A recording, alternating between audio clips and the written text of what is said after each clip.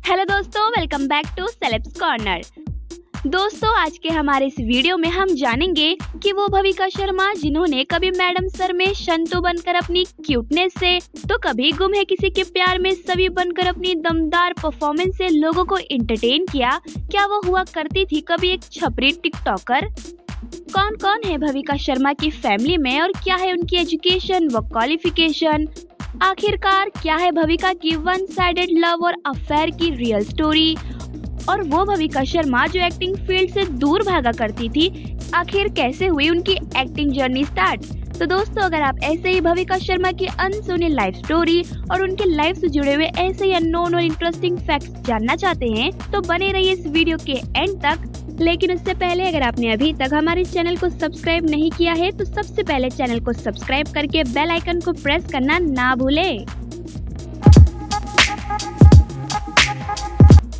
भविका शर्मा का जन्म 26 नवंबर 1998 को मुंबई महाराष्ट्र में एक हिंदू परिवार में हुआ था।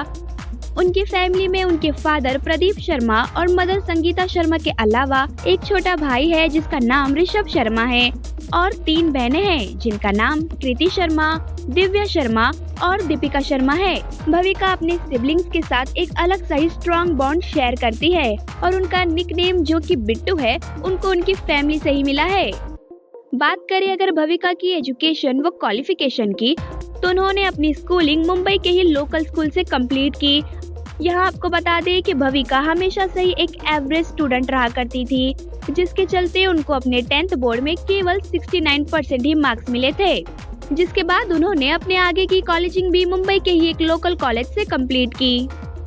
अब अगर भविका शर्मा की एक्टिंग जर्नी की बात करें तो भले ही आज भविका शर्मा इंडियन टेलीविजन का एक जाना माना चेहरा हो, लेकिन उन्होंने कभी भी एक्टिंग फील्ड में आने के बारे में सोचा भी नहीं था।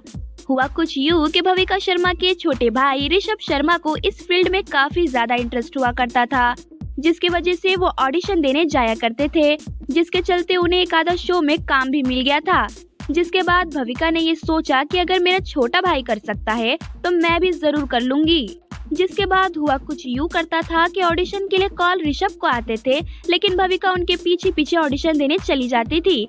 भविका का इतनी यंग एज में बार बार ऑडिशन देने के लिए ट्राई करना सेट पर मौजूद काफी लोगों को उन पर दया दिला देता था और इसी दया के चलते भविका को कुछ टीवी एड्स ऑफर हो गए। आपने भविका शर्मा को कई टीवी एड्स में काम करते हुए जरूर देखा होगा। भविका ने OnePlus, Amazon और नायका पिंक सेल जैसे बड़े बड़े ब्रांड्स के टीवी एड्स में काम किया है, जिसमें से उनका कैडबरी डेयरी मिल्क वाला एड उनकी क्यूटनेस की वजह से कुछ ज्यादा ही पॉपुलर हो गया था। लोग उस क्यूट सी लड़की का नाम जानने को बेताब थे और उस एड के बाद उनका नाम कैडबरी डेयरी मिल्क गर्ल के नाम से फेमस हो गया था। लेकिन उस एड की शूटिंग के बाद एड के डायरेक्टर तो मानो भविका के पीछे ही पड़ गए थे। जी हाँ दोस्तों, डायरेक्टर को भविका की क्यूटनेस कुछ इस कदर पसंद आ गई कि उन्होंने भविका को एक और सीरियल का ऑफर दे दिया। सीरियल का ऑफर इतना बड़ा था कि भविका उसे इनकार ना कर सकी और ऑडिशन देने चली गई। लेकिन सैडली भविका उस ऑडिशन में काफी बुरी तरीके से फेल हो गई, जिसके बाद डायरेक्टर ने उन्हें एक और बार ऑडिशन देने कहा। भविका ने एक और बार ऑडिशन तो दिया, लेकिन सैडली वो इस बार भी फेल हो गई थी। लेकिन डायरेक्टर ने तो मानो फाइनल ही कर लिया था कि वो भविका को अपने शो में लेकर ही रहेंगे। जिसके बाद उन्होंने भविका से कंटिन्यूसली तब तक ऑडिशन करवाए जब तक भविका उस ऑडिशन में पास नहीं हो गई। ये शो और कोई नहीं बल्कि 2015 में सोनी टीवी पे आया हुआ परवरिश का सीजन 2 था, जिसमें उन्होंने रिया गुप्ता की भूमिका निभाई थी। ये शो भविका का इंडियन टेलीविजन का डेब्यू शो था, जो कि उन्होंने महज 17 साल की उम्र में ही हासिल कर लिया था। इस सीरियल में काम करने के दौरान ही भविका की अपने को स्टार अनुज पंडित के साथ नजदीकियां कुछ इस कदर बढ़ गई थी कि लोगों ने उन दोनों के रिलेशनशिप में होने के रूमर्स फैला दिए थे। उस समय भविका की भी हर दूसरी पोस्ट अनुज के साथ ही हुआ करती थी।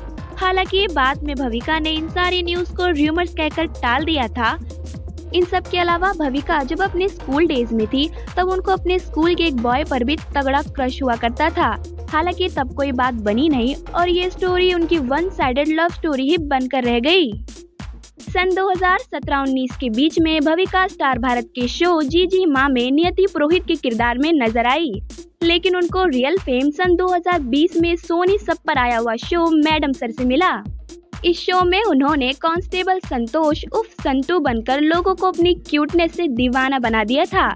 ये शो उनकी लाइफ का एक टर्निंग पॉइंट साबित हुआ और सन 2023 के मिड जून में उन्होंने स्टार प्लस के मोस्ट पॉपुलर शो गुम है किसी के प्यार में सभी बनकर अपनी दमदार परफॉर्मेंस से इंडियन टेलीविजन में अपनी एक्टिंग की एक अलग ही छाप छोड़ दी, जिसके बाद भविका और उनके निभाए गए किरदार को लोगों ने भी काफी ज्यादा पसंद किया था।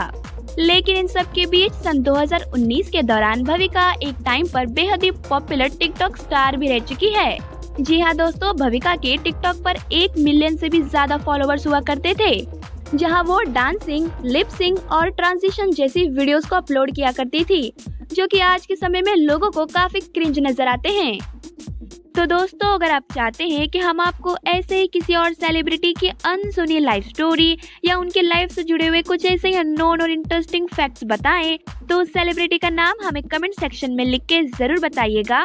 वीडियो अच्छी लगी तो वीडियो को लाइक, कमेंट, शेयर करके चैनल को सब्सक्राइब करना ना भूले। मिलते हैं किसी अनदर वीडियो के साथ, तब तक के लिए टेक केयर।